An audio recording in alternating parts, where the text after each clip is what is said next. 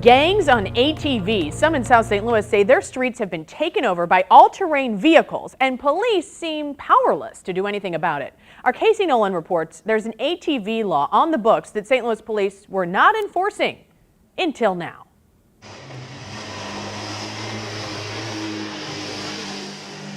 There was a time when seeing one of these on a South City street made this woman, who's now afraid to show her face, appreciate the quirkiness of her neighborhood. I didn't really think much of it. I think it was kind of fun. I mean, that's kind of the cool thing about the city. You see all sorts of weird things. But this past Sunday, she says a gang of ATV riders went too far.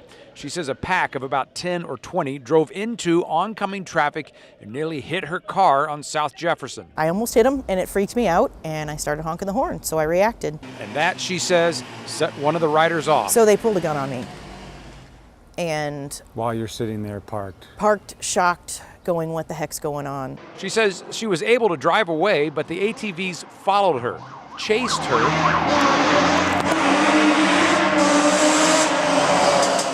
and continued cruising by her house for hours once she finally made it home.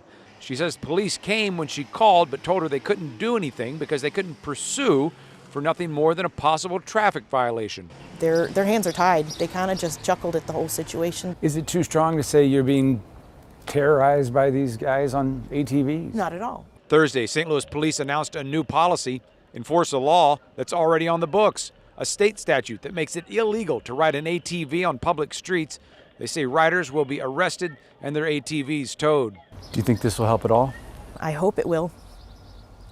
So I'm just gonna try to have what faith I can in making sure that good people still live the next day and the bad people get punished. She's not the only one who's had a run-in with ATV riders. She's got neighbors who are too afraid to speak out. And then earlier this year, we talked to a man in South City who was actually shot by someone on an ATV.